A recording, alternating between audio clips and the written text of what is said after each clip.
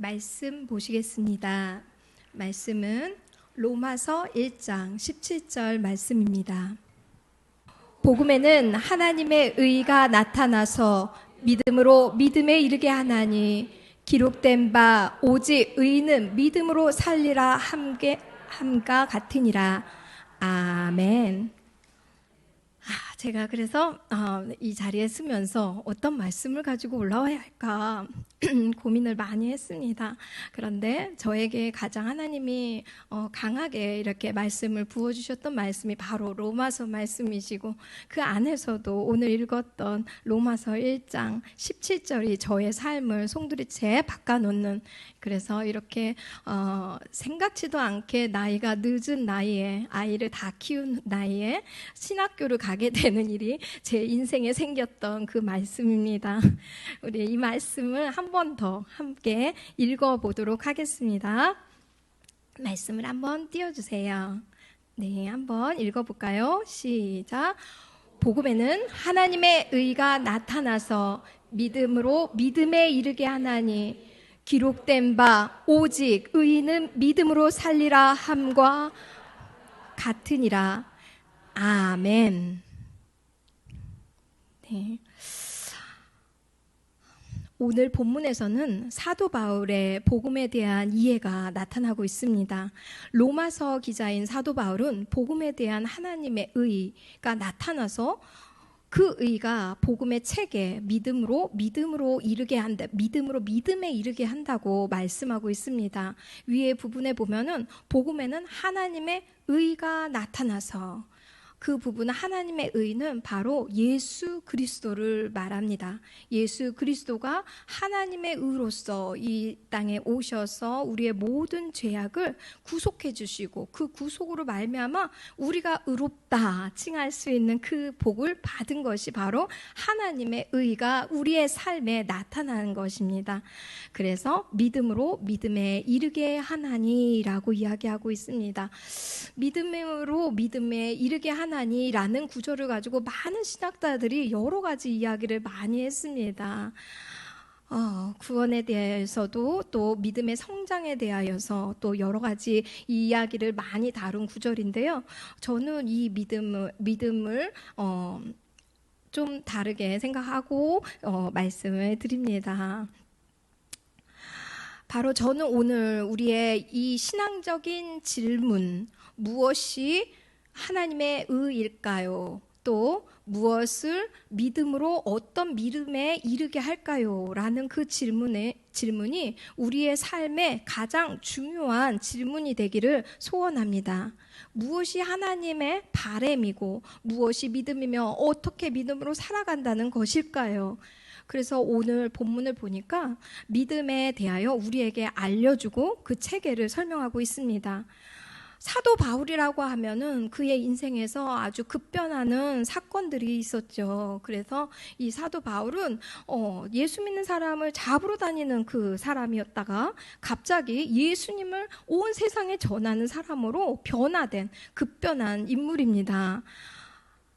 저도 역시 하나님의 은혜를 많이 입은 자입니다. 근데 목사님 딸로서 또 대대손손 목사님 가정인데 소록도 김정복 목사님이 저희 할아버지 되시고, 또 이제 계속해서 목사님들이 아빠를 비롯해서 제주도의 김국빈 목사님, 또 미국에서 또 여러 곳에서 목회를 하고 계시는 분들이 제가 생각할 때 한 10분 정도 이렇게 있는 저희 가정입니다. 그렇지만 이제 저는 어렸을 때 제주도라는 곳에 선교를 아버지가 떠나는 바람에, 그래서 선교지라고 생각하는 그 제주도가 아름답게 느껴진 것이 아니라 너무나 무섭고 힘든 곳이었었어요. 어렸을 때요. 그래서 그러한 기억들이 조금 있다 보니까 목회자는 하면 안 되구나. 그 목회자, 혹시 내가 목회자 사모가 되면 어쩌지? 이런 생각을 좀 하게 되었습니다. 그래서 정말 다행히도 저희 큰 언니가 목사님 사모님으로 대학을 졸업하자마자 이렇게 시집을 가는 일이 생겨서 대표적으로 우리 큰 언니만 가면 되지 이렇게 생각을 했습니다. 그래서 저는 아예 이 길에 대해서 혹시라도 저를 조금이라도 좋아하는 친구가 있다면 목회자 갈 것 같이 생겼으면 안 쳐다보고 그랬습니다. 예, 그 정도로 이렇게 조금 이렇게 목회자의 길에서 벗어나려고 노력을 했었고, 또 우리 언니 가정들도 전부 다 선교사로 또 과테말라로 이렇게 가는 일들이 생겨서 지금 돌아와서는 제주도에서 이제 여러 가지 선교 사업과 비롯해서 자기 사업들을 이렇게 하고 있습니다. 근데 저는 끝까지 어떻게 하면 선교사도 안 되고 사모도 안 되고 목회자도 안 되고 라고 생각을 했는데, 제가 하나님께 이렇게 부르심을 받았다는 것이 정말 너무 하나님의 급변한 바울과 같이 그런 은혜를 입어서 너무너무 감사합니다. 오늘 이 사도 바울은 이렇게 급변하고 나오면서 그의 이해 속에는 구약에 대한 풍부한 이해가 있었습니다. 그는 유대교에서 이미 가말리아 학파에서 많은 교육을 받아온 사람이었기 때문에 역시 구약의 내용을 다 꿰고 있었던 사람이었어요. 그래서 구약에서 하박국의 내용을 보면서 사도 바울은 많은 것을 깨달았던 것 같습니다. 그래서 이 로마서 1장 17절의 말씀은 지금 이 하박국의 말씀을 반영하고 있습니다. 하박국의 말씀을 보시면 하박국 3장 17절 18절에 이러한 말씀이 있습니다. 제가 미리 말씀을 못 드려서 위에 말씀을 찾기가 조금 어려우실 것 같은데요. 그냥 각자 한번 찾아보시면 좋을 것 같습니다. 하박국 3장 17절로 18절 말씀입니다.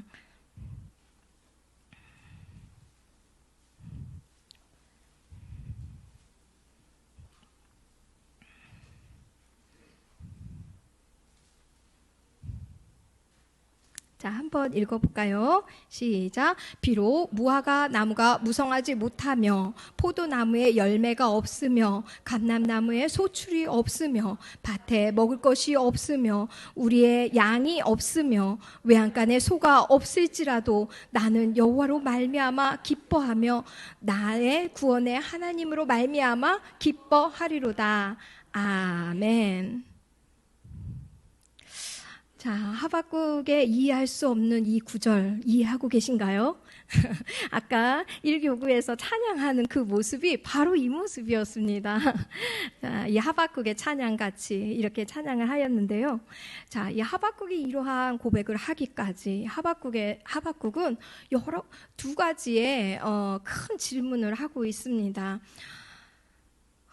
너무나 하박국은 이 세상이 이해가 되지 않았었어요. 그래서 두 가지 질문을 하나님께 질문을 드리는데요. 첫 번째는, 아니 하나님, 왜 세상이 엉망입니까?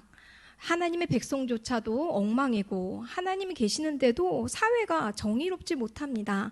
그리고 믿는 자조차도 엉망진창이에요 라고, 이렇게 엉망진창인 세상을 하나님은 왜 그냥 놔두십니까? 라는 질문을 하고 있습니다.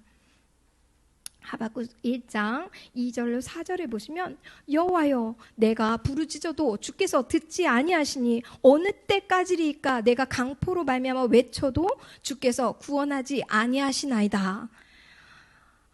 우리 하박국은 굉장히 짜증이 나 있는 상황이에요. 그런데 이러한 하박국의 질문에 대하여 하나님은 너무나 심플한 대답을 하십니다.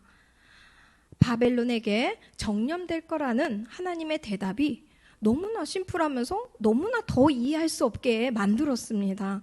하박국 1장 6절로 7절을 보시면, 보라 내가 사납고 성급한 백성 곧 땅의 넓은 곳으로 다니며 자기의 소유가 아닌 거처들을 정령하는 갈대아 사람을 일으켰나니 그들은 두렵고 무서우며 당대함과 위험이 자기들에게서 나오며 이렇게 이야기합니다. 여기서 갈대아인은 티그리스와 유브라데스 하류의 페르시아만 인근의 주민으로서 후에 바벨론 사람이라고 칭하는 민족입니다. 이스라엘에게는 당연히 이 사람들은 적대자였고 믿지 않는 백성이었어요. 그런데 하나님이 이 백성을 들어서 이 이스라엘 믿는 백성을 치신다는 거예요. 자, 하박국은 이 부분이 너무나 더 아리송해졌습니다. 그래서 하박국은 한 번 더 하나님께 묻습니다. 하나님, 바벨론은 믿는 사람도 아닌데 의로우신 하나님이 어떻게 악한 사람을 들어서 사용하십니까? 그것이 옳은 것입니까? 그게 정의롭습니까? 라고 매우 우리가 보기에도 논리적으로 묻고 있습니다. 그게 하박국 1장 12절로 17절 말씀인데요. 이거는 그냥 넘어가겠습니다.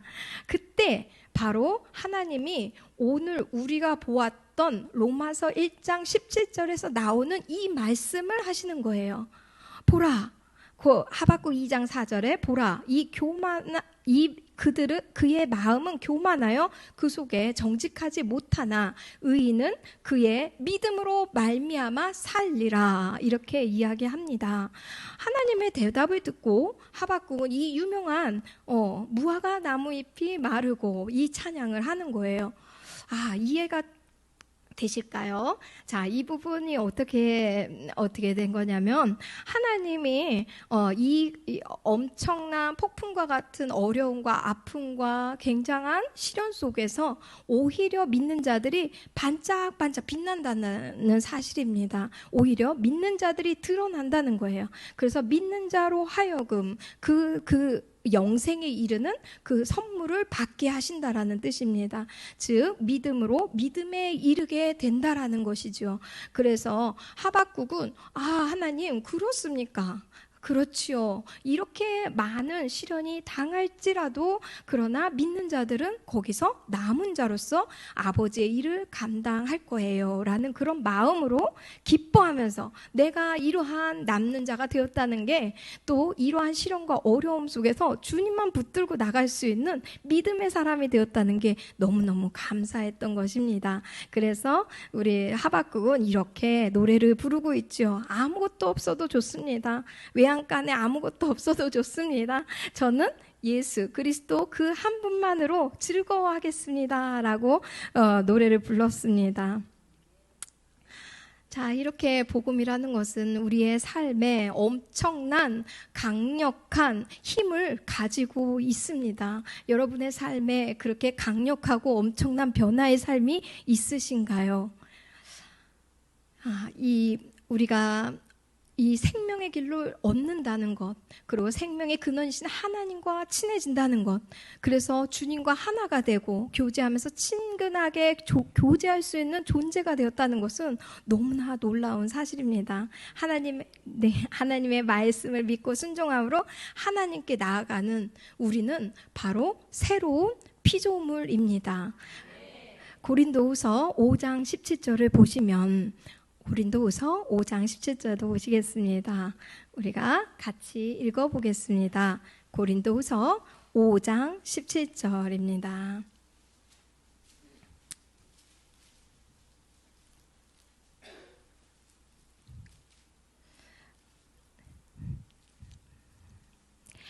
그런즉 누구든지 그리스도 안에 있으면 새로운 피조물이라. 이전 것은 지나갔으니 보라 새 것이 되었도다. 아멘. 완전히 예수 그리스도를 인하여 완전히 새로운 피조물이 되었습니다. 한번 외쳐볼까요? 가슴에 손을 얹고 보라 새 것이 되었도다. 보라 새 것이 되었도다. 아멘. 자, 실감이 난가요? 우리가 새롭게 된 것이 실감이 나십니까? 아멘, 아멘. 동신교회는 너무 뜨거운 것 같아요. 제가 동신교회 처음 와가지고 수요 예배를 오고, 정말 너무 하나님이 나를 여기에 인도하셨구나라는 것을 막 고백하면서 눈물을 흘렸던 기억이 납니다. 너무나 요즘 시대에 이렇게 뜨겁게 기도하는 교회를 별로 본 적이 없어요. 그리고 또 기도하고 있는데 보통은 3분의 1 정도는 다 나가시거든요. 제가 맨 뒤에 앉아있기 때문에 항상 알고 있는데 거의 다 나가세요. 특히 남자분들부터 쫙 빠지고 그 다음에 여자분들 남으시고 그 몇몇 분만 기도하시는데 우리 동신교회는 장로님들로부터 시작해서 모든 성도들이 한 분도 나가시지 않고 다 기도하는 그 모습에 정말 너무 많이 놀래기도 하고 너무 도전이 되었습니다. 이렇게 아름다운 기도하는 교회에서 함께 사역함이 저에게도 굉장히 큰 기쁨이고 또 굉장히 여러분이 자랑스럽습니다. 제가 학교에서도 항상 동신교회 이야기를 하면서 제가 한 번도 본 적 없던 교회를 가게 되었습니다 라고 이야기를 소개를 했습니다. 네, 그랬더니 우리 학우들이 다들 놀라워 하더라고요. 너무 놀랍다. 어떻게 그렇게 할 수가 있지? 이렇게, 그래서 한번 보고 싶다. 이렇게 하시는데, 우리 전도사님들이 다 이렇게 서울의 영락교회, 사랑의 교회, 이렇게 큰 교회 이렇게 하고 계셔요. 그런데 이제 우리 전도사님들이 한 번은 순천에 한번 꼭 와서 교회를 방문하고 싶다고 말씀하시더라고요. 네. 자, 이렇게 뜨겁게 우리가 할 수 있는 것은 우리가 새로운 피조물이 되었다라는 사실입니다. 그런데 우리의 삶에 새로운 피조물이 되어서 정말 우리가 예수 그리스도를 닮으면서 살고 있나요? 자, 우리의 삶에 우리가 정말 예수님의 모습이 철철 흘러 넘쳐서 누가 봐도 와, 예수님 같다. 와, 진짜 너무나 정말 예수님의 모습이 진짜 막 흘러 넘친다라고 보여지나요? 부끄럽지만 저도 그렇게 할 수가 없습니다. 그게 바로 우리 신앙의 딜레마입니다. 우리가 진짜 새로운 피조물이 되었다라고 얘기하지만 우리의 딜레마는 우리에게 항상 우리는 정말 어쩔 수 없는 인간인가라는 의문을 갖게 합니다.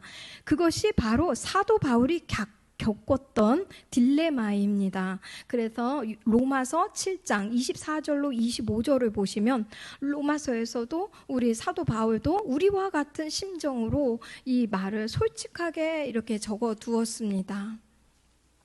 로마서 7장 24절로 25절을 한번 보시겠습니다.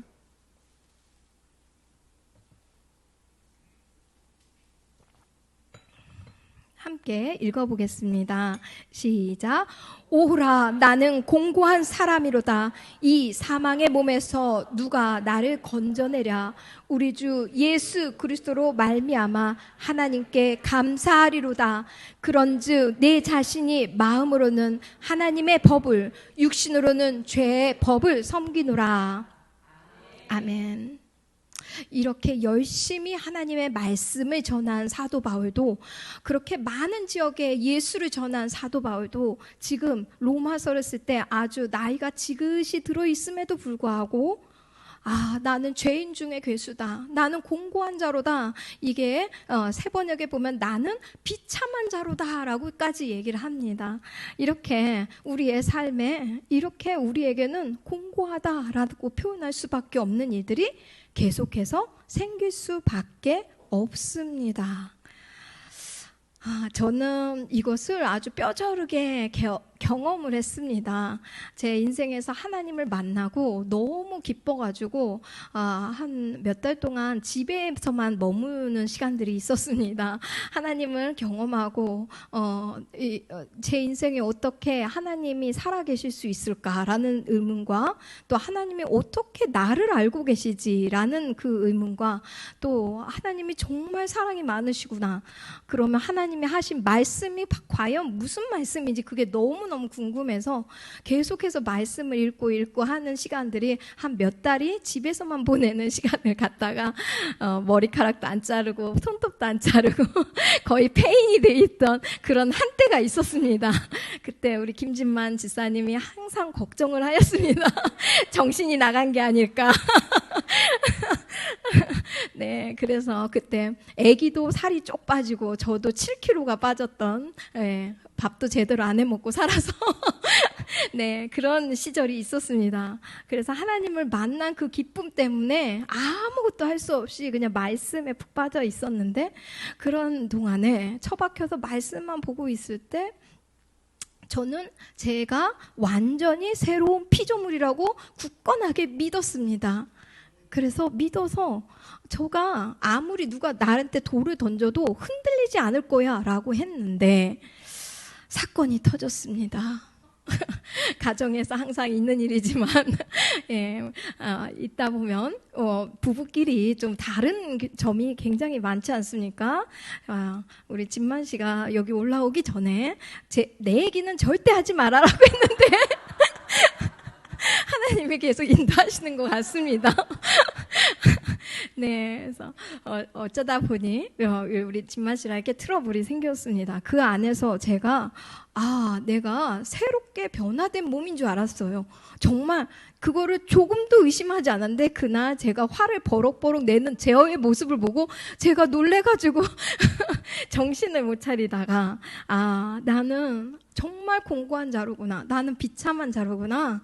아직도 멀었구나. 정말 내 삶에 나는 도대체 어떤 인간인가. 되게 하나님을 만나서 새로워지고 새로운 삶을 살고 싶은데 왜 나는 이 상태로 머물러 있는가라는 그 신앙의 딜레마에서 굉장히 힘든 마음을 갖고 한 며칠간 정말 금식하면서 침체의 길을 걸었습니다. 그때는 조금 좀 하나님도 원망스러워지더라고요.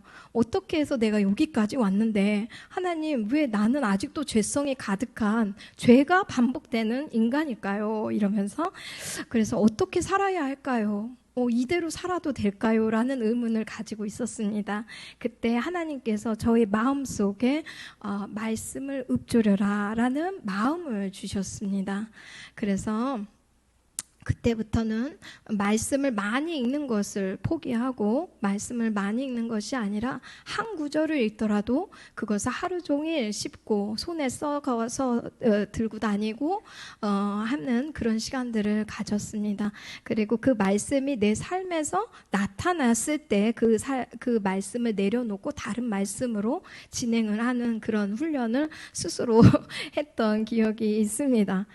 그런데 그런 훈련을 하면서 누가 이렇게 팔찌를 끼고 그 팔찌 내가 훈련이 되었을 때는 놔두지만 내가 실수하고 훈련이 안 됐을 때는 일로 바꾸라고 하는 그런 팔찌가 있었습니다. 그 당시에. 그래서 그 팔찌를 이용해서 일로 갔다가 하면서 이렇게 계속 움직이고 있는데 그게 21일이 지나면 몸에 이렇게 붙는다고 그러더라고요. 그런 습관들이요. 그래서 그렇게 해봐야 되겠다 하고 팔찌를 끼고 또 남을 비판하지 말라 그러면 그 말씀을 가지고 비판하지 말라 했는데 지나가는 사람만 봐도 왜 스커트가 짧다 이런 생각도 들고 계속 그래서 일로 옮기면 또 지나가다가 저 아저씨 머리가 이상한데 막 이런 그래서 또 이쪽으로 옮기고 이렇게 하는 시간이 계속 되면서 더 좌절이 오더라고요.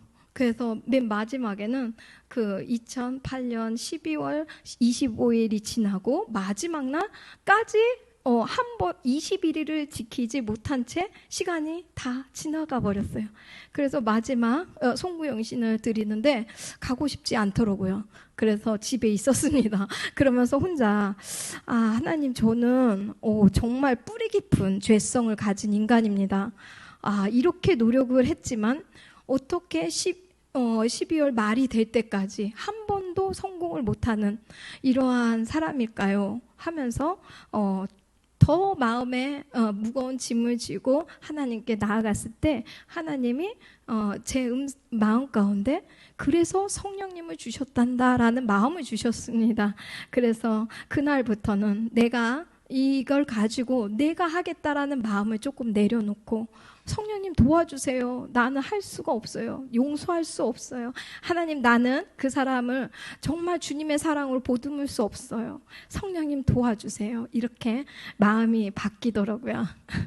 그래서 그날부터 좀 다시금 마음을 먹고 이제 그 다음 2009년부터는 마음을 든든히 먹었습니다. 아, 그래, 나는 넘어질 수 있어. 나는 사도 바울도 넘어졌는데 나도 실패할 수 있어. 실패할 수 있지만 그러나 말씀으로 돌아와서 다시 성령님 의지해서 나아가면 성령님이 도와주셔. 그러면 그때부터 다시 가는 거야. 이렇게 하는 좀 담대한 마음이 생겼습니다. 그래서 그때부터 정말 하나님이 우리에게 부어주시는 그 사랑과 은혜가 얼마나 감사한지 그 성령님을 너무나 사모하면서 나아가게 될 때 하나님이 저의 길을 계속해서 인도해 가셨습니다. 자, 하박국의 이해를 보면서 우리가 아무리 힘들고 어렵다 할지라도 그 안에서 우리가 기뻐하고 또 사랑하고 할 수 있다면 그 얼마나 아름답습니까? 그것이 바로 이 땅에서 하나님의 나라를 이루는 일입니다. 그것이 바로 하나님의 의가 우리 안에 나타난 것입니다. 그래서 우리 삶 가운데 우리의 삶에 계속해서 믿음으로 걸어감으로 인해서 하박국처럼 나는 아무것도 없지만, 나는 이것도 못하지만, 이런 것도 연약하지만, 이것도 안 되지만, 내가 들고 있는 게 아무것도 없지만, 그러나 여호와 하나님으로 기뻐하고 여호와 하나님이 주시는 성령님으로 말미암아 우리가 믿음으로 걸어가고, 그리고 더 많은 사람에게 주님의 사랑을 전하면서 살아가는 저와 여러분이 되기를 소망합니다. 주기도문 하시고 마치겠습니다. 주기도문 하시겠습니다. 하늘에 계신 우리 아버지, 아버지의 이름을 거룩하게 하시며 아버지의 나라가 오게 하시며 아버지의 뜻이 하늘에서와 같이 땅에서도 이루어지게 하소서. 오늘 우리에게 일용할 양식을 주시고 우리가 우리에게 잘못한 사람을 용서하여 준 것 같이 우리 죄를 용서하여 주시고 우리를 시험에 빠지지 않게 하시고 악에서 구하소서. 나라와 권능과 영광이 영원히 아버지의 것입니다. 아멘.